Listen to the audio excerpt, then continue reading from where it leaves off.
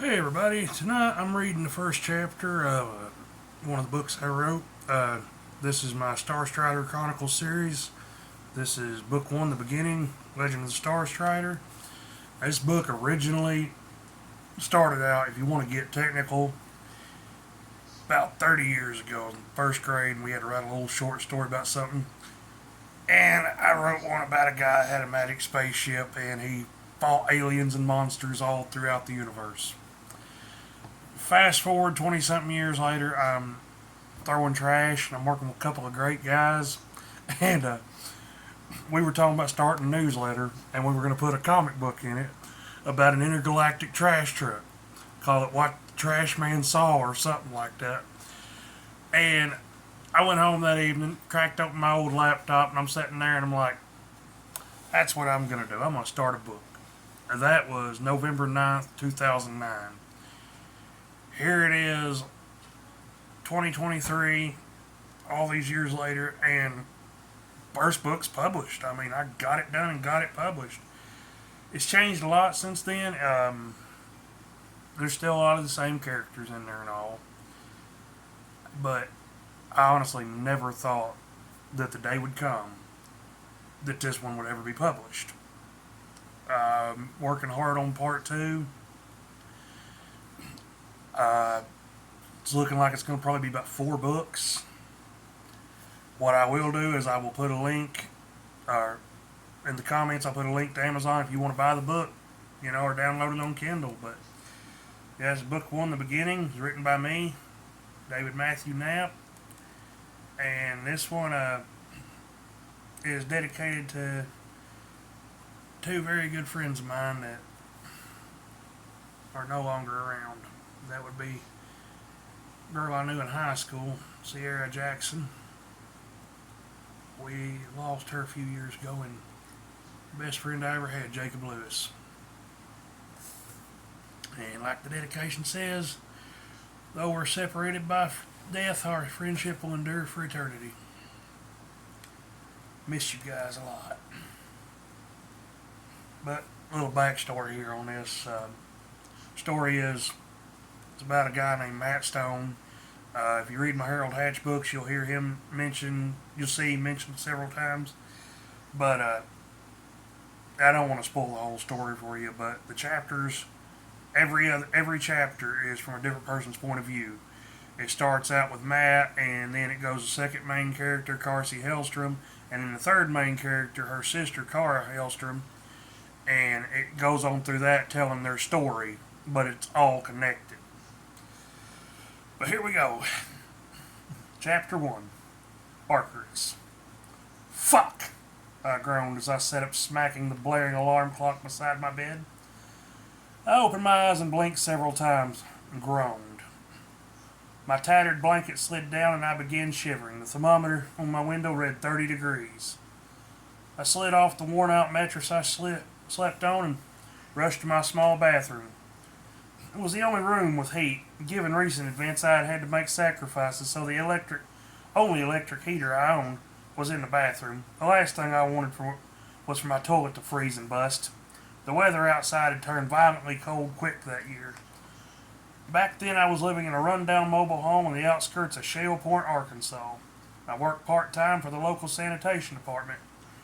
It was pretty much the only job I'd been able to find right out of high school. Most of my classmates had gotten decent jobs or went on to college. My grades had barely been passing. I had worked all through school. When my peers were out partying or going on dates, I was working. I'd been invited to parties, and I were told there were girls that were willing to go out with me. But I didn't care for parties, and the thought of talking to a girl, much less being alone with one, or heavens forbid going out with me, well, that terrified me. My mom had been murdered when I was 4, and the man had left me for dead. I'd told the police I couldn't remember anything, but I'd lied. I was simply that terrified. I would often wake up from nightmares about the attack. I'd wake up soaked in sweat and screaming. The day my mom died was the worst of my life. It was also the day my life had all but ended. Dad had quickly remarried. His new wife was a domineering woman who despised me. Beating me bloody and leaving me barely alive had been her way of introducing herself. Male children need extra discipline, and I can tell you're going to be a problem. My daddy simply ignored the beatings. The mother is the head of the children, he said in a far-off tone. Not long after he married Martha, true terror raised its head. Martha was extremely religious. I was often dragged out of bed and beaten in the night. These late nights attacks were her way of keeping me free of demons. This continued for 10 years. Then, just after my 15th birthday, my life changed. It was because of a local boy I knew. Virgil Flint had raped and murdered his younger sister before committing suicide. It was a week later that Child Services showed up at our house. They had received reports of the abuse that I had endured and decided after Virgil's death to act. The two of us had been good friends, though we had to keep our friendship a secret from both of our respective mothers. Martha thought I would be a bad influence on him, and his mother thought all children to hers were demonic. At his funeral, I had felt a sense of irony. I was supposed to be the bad influence, yet he had committed murder. After Mom died, Dad had moved us away from Shell Point. He told me we had no family, and I often questioned that. But I kept my thoughts to myself. Child Services informed me that my maternal grandfather was still living. Not only that, but he wanted custody of me, and Martha and Dad had been keeping me away from him. The two of them also had a child together. My half-brother's name was Carl. He was a year younger than me. He, however, had never been subject to discipline. Instead, I took the share of his punishment. If Carl got in a fight at school, I was the one who got beat. If Carl's grades were failing, I could expect a broke rib. It was because of him I had a hard time making friends. Anytime I talked to anyone, he would go home that night to Martha, make up some lie, and I would be beaten. So after a while, I gave up. Dad had kept me back in kindergarten so Carl and I would be in the same grade. Martha had used that to her twisted advantage. He was her eyes and ears any time that they weren't around. I had jumped on the chance to get away from them, so after a brief court battle I was allowed to leave and filed for emancipation, though the only thing I was allowed to take with me had been the clothes I'd been wearing, which wasn't much. My grandfather was named Philip Stone, and he was as cold as our shared last name. "Matt, here's the deal," he said when we arrived at his small house. "I love my daughter, but her taste in men was sorely lacking. That's not your fault. I'll provide you with a roof and a floor, but I expect you to pull your weight around here." I nodded and promised I would do my best. He knew Dad and Martha would try to get me back under their thumb. He had even helped me file for emancipation and supported it. It was the closest thing to affection he ever gave. The looks that they had given me that day in court whenever I moved in with Grandpa was priceless. It was the happiest I had been since before Mom died. Less than a year later, Grandpa passed. I did what I could to keep the bills paid and food on the table. 6 weeks later, I'd gotten a call at school that my house was on fire. I rushed home. Dad and Martha had shown up offering me to let them stay with them. I had outright refused. A friend of Grandpa's had given me an old mobile home and helped me get it moved and set up. That had been almost 3 years prior. I was now 18 and gainfully employed. The wind howled and the old trailer rattled and the walls groaned. One of these days, I'm going to move out of here, I promised myself as I dressed. I was tying my boots when the old cracked cell phone I had began to ring. Paul from work calling. "Hello?" I said, answering it. For some reason, I felt uneasy about the call. "Hey, Matt." It was my boss, Paul. He was a decent man who had hired me despite the fact I was just out of high school. "Look, I'm calling with some rough news," he said dully. I felt a pit in my stomach. "What's wrong, Paul?" I asked him. He let out a long sigh. "Okay, so you know how Hank recently retired? Well, his replacement took over this morning, and, well, they're making cutbacks." I leaned my head against the wall and sighed. "Cut the shit, Paul. Just come out and say it. I'm fired, aren't I?" "Yes, I'm sorry about this, but it's not just you. She cut out 2 other departments and canceled some of our contracts." I groaned and started to speak. I'm gonna save you some time. She even fucked David over, so that backup job at Matt's critter removal is out. She cost him the Shale County contract. Something about illegal weapons. Hell, he even lost the Purple Pines job because of her. He'll be lucky if he doesn't go bankrupt at this point.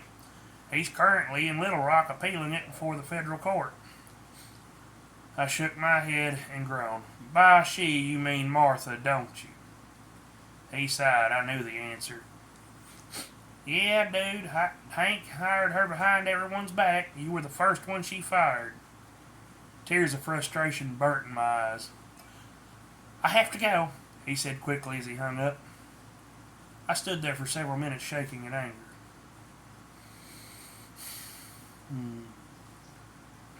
With restraint, I put my cell phone back in my pocket and decided I would eat, then try to find a job. I pulled open my cabinet and felt my anger swell. I had bought a few groceries just 2 days before. Now my cupboards were bare. There was a hastily scrawled note. Thanks for the food, fuckhead. I roared in anger and slammed the cupboard shut.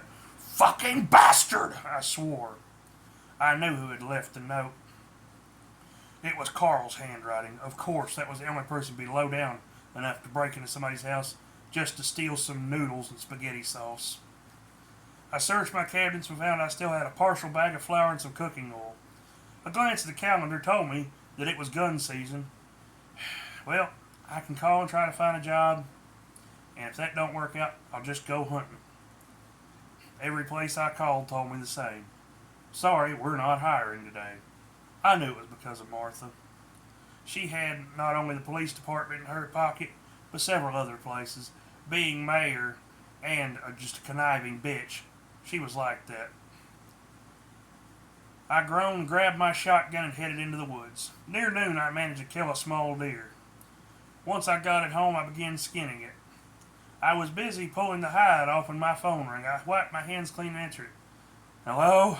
I said as I sat down beside the small fire I'd built and warmed my hands.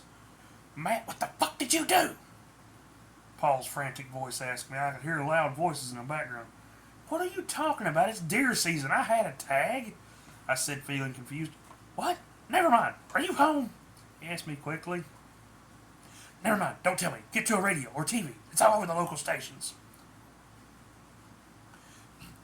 The old transistor radio on my porch was tuned to a classic rock station. I reached over and flipped it to a local channel.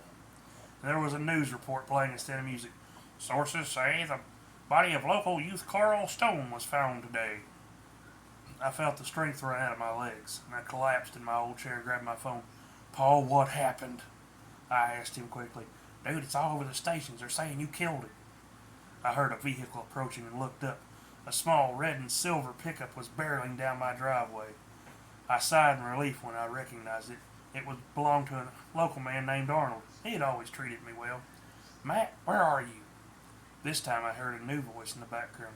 It was a voice I was all too familiar with. Martha, if you cooperate, I'll personally pay off your gambling debts, I heard her say. Matt, look, where are you?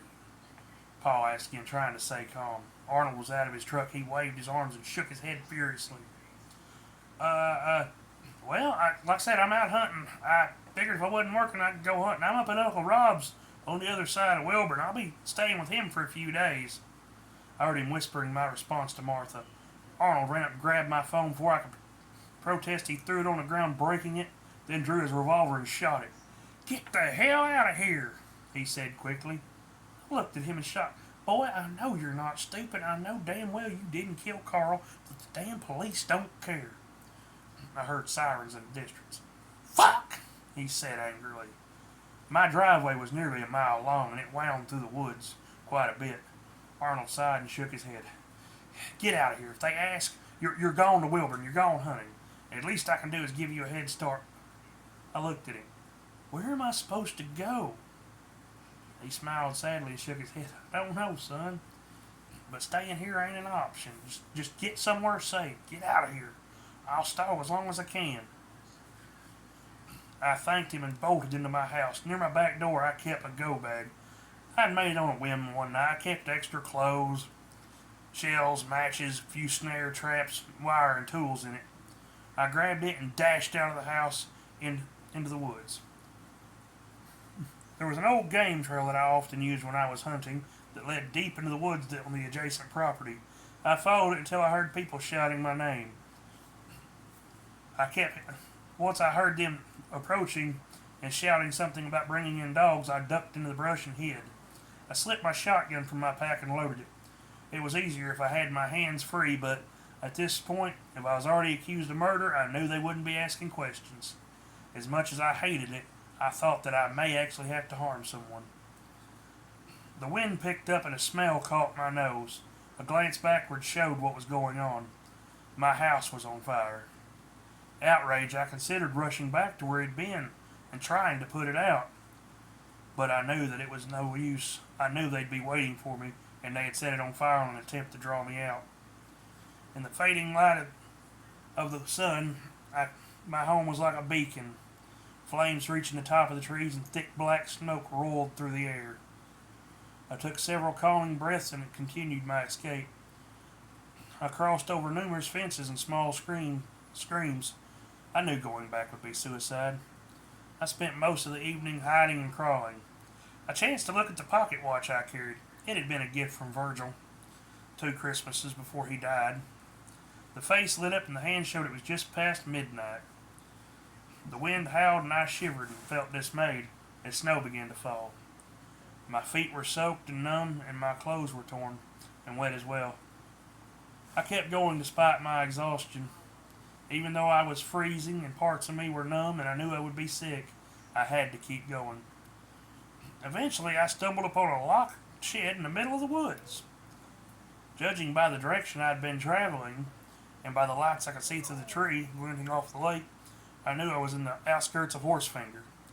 I considered making my way over to Purple Pines. I knew some of the residents there, and I knew they would help me. But thinking back to what had happened, I rejected the idea. I didn't want them wrapped up in my drama. Those were good folks, and the last thing I wanted to do was bring them trouble. I scrounged around inside the deepening snow and found a large rock and used it to beat the lock open. I slipped inside and leaned against the wall, grateful to be out of the wind. I was stunned as when I took a step, lights turned on and illuminated the interior. The walls were plastered with strange maps and pictures of constellations. These look like star charts, I said, looking at one intently. Sitting in the middle of the room was a small vehicle. It looked like some sort of strange foreign car with a bubble instead of a roof. Maybe it has heat, I thought as I climbed inside. I was cold, exhausted, and just completely worn out. At that point, I didn't care.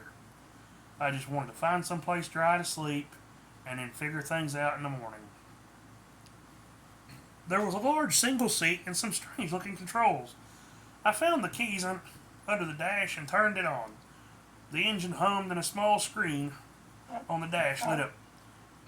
Personal star warp transport online, please input the destination. A voice echoed from it in a metallic tone. Maybe it's some sort of flight simulator training thing, I said disappointedly. I really wasn't sure. Some of the people around Horsefinger and Sterling were pretty eccentric, and something like this out in the middle of the woods, I was just grateful it wasn't a meth lab. Another screen lit up to the first. On it was what looked like a solar system. One of the planets was a dark green surrounded by orange rings. I reached up to wipe the dust off of it, and the screen zoomed in. Arkerus is selected as the destination. Do you wish to initiate star warp? The device asked, its voice warping. Yes and no appeared on the screen. I shrugged and touched yes. In my exhausted, delirious state, I wasn't sure exactly what was going on, and I didn't care.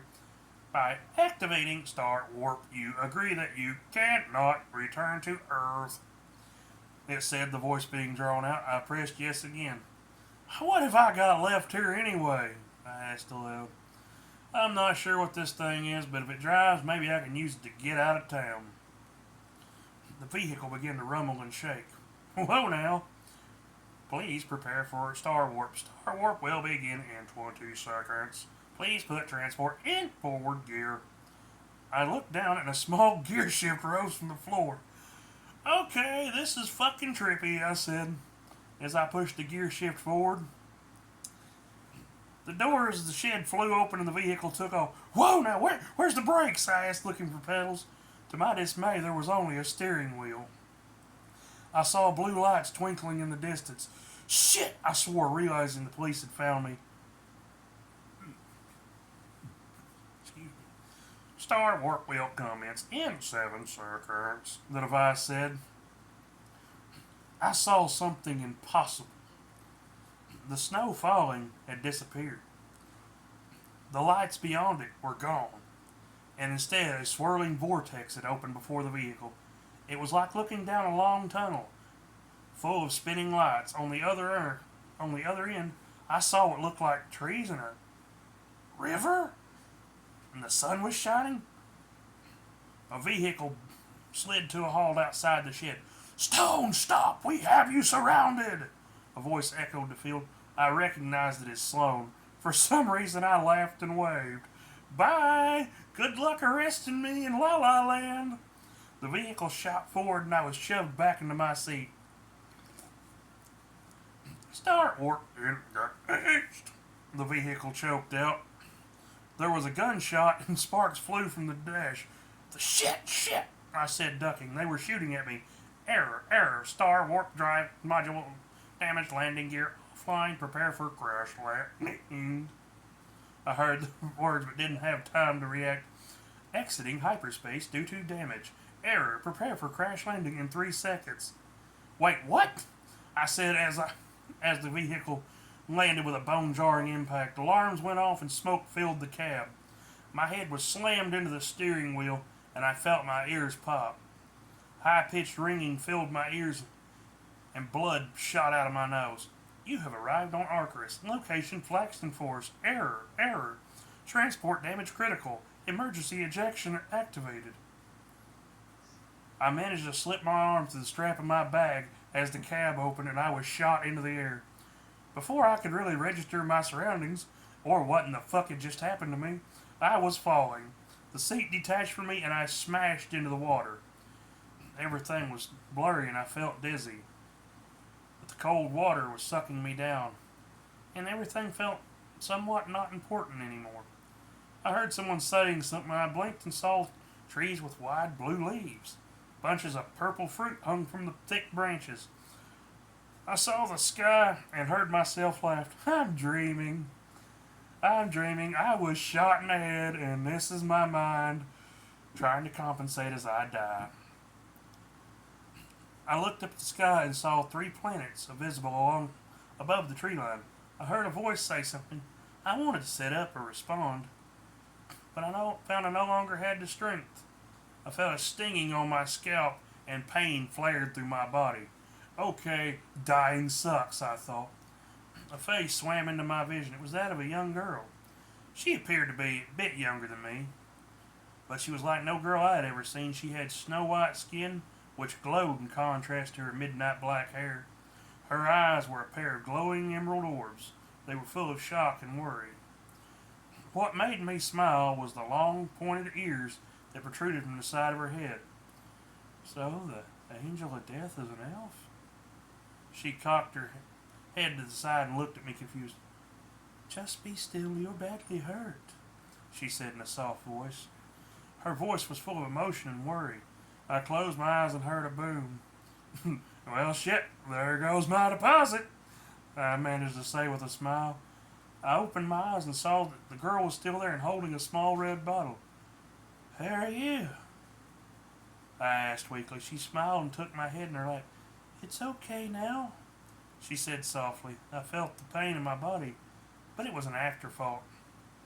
Everything felt light and I felt myself slipping. She smiled at me again. Hush now, I have medicine that will help you. I felt a searing pain on my scalp and cried out, I know it hurts, just bear with it. Please. The pain stopped as suddenly as it began. Suddenly I felt overwhelming exhaustion. I fought in vain to keep my eyes open. The last thing I saw before darkness took me was her beautiful green eyes. And that was chapter 1, guys. Like I said, I'll put a link to it in the comments because Amazon's having problems getting it all up there and everything. But if you like the story, every few days I'll upload a chapter. Excuse me. Be sure, if you like the video or whatever, I mean, just hit the subscribe button. You ain't even got to watch it. It helps me out. If you do end up buying my book or download it on Kindle or whatever, reviews go a long way to help. I'm an independent author. I ain't too proud to beg for somebody just even, I like the book, or this book was terrible. Hey, you read it, so I ain't worried about it. But guys, y'all all have a good night, and if you do read it, understand it from what it was originally, it's come a long way. But y'all have a good night, everybody. Enjoy.